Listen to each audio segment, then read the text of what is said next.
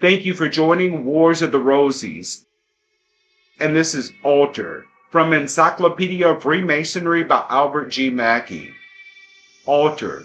The most important article of furniture in a large room is undoubtedly the altar. It is worthwhile, then, to investigate its character and its relation to the altars of other religious institutions. The definition of an altar is very simple. It is a structure elevated above the ground and appropriated to some service connected with worship, such as the offerings of obligations, sacrifices, or prayers. Altars among the ancients were generally made of turf or stone. When permanently erected and not on any sudden emergency, they were generally built in regular courses of masonry and usually in a cubical form. Altars were erected long before temples. Thus, Noah is said to have erected one as soon as he came forth from the ark. Herodotus gives the Egyptians the credit of being the first among the heathen nations who invented altars. Among the ancients, both Jews and Gentiles, altars were of two kinds, for incense and for sacrifice. The latter were always erected in the open air, outside and in front of the temple. Altars of incense only were permitted within the temple walls. Animals were slain and offered on the altars of burnt offerings. On the altars of incense, bloodless sacrifices were presented and incense was burnt to the deity. The Masonic altar, which, like everything else in Masonry, is symbolic,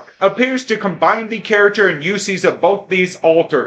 It is an altar of sacrifice, for on it the candidate is directed to lay his passions and vices as an obligation to the deity, while he offers up the thoughts of a pure heart as a fitting incense to the grand architect of the universe. The altar is, therefore, the most holy place in a lodge. Among the ancients, the altar was always invested with peculiar sanctity. Altars were places of refuge, and the supplicants who fled to them were considered as having placed themselves under the protection of the deity to whom the altar was consecrated, and to do violence even to slaves and criminals at the altar, or to drag them from it, was regarded as an act of violence to the deity himself, and was hence a sacrilegious crime. The marriage covenant among the ancients was always solemnized at the altar, and men were accustomed to making all their solemn contracts and treaties by taking oaths at altars. An oath taken or a vow made at the altar was considered as more solemn and binding than one assumed under other circumstances. Hence, Hannibal's father brought him to the Carthaginian altar when he was about to make him swear eternal enmity to the Roman power. In all religions of antiquity, it was the usage of the priest and the people to pass around the altar in the course of the sun,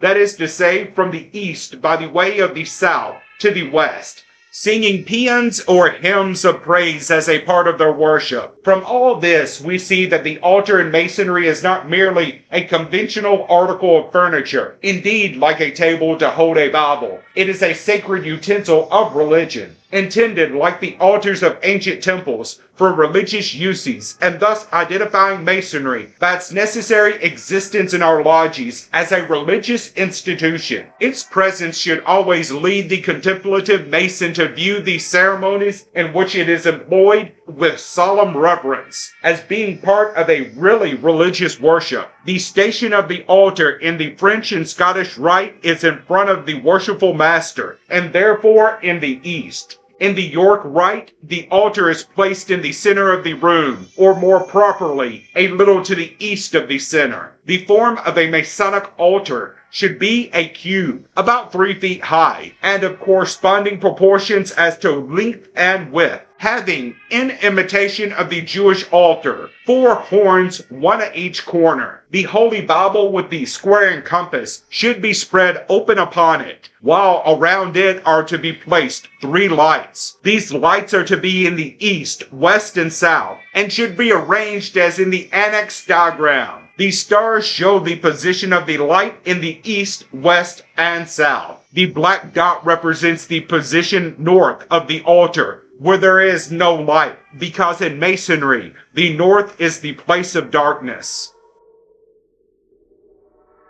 Thank you for watching, and please don't forget to share, like, subscribe, and comment. And if you can, please consider donating to Wars of the Rosies. Links to PayPal and Patreon are in the description. Thank you so very much.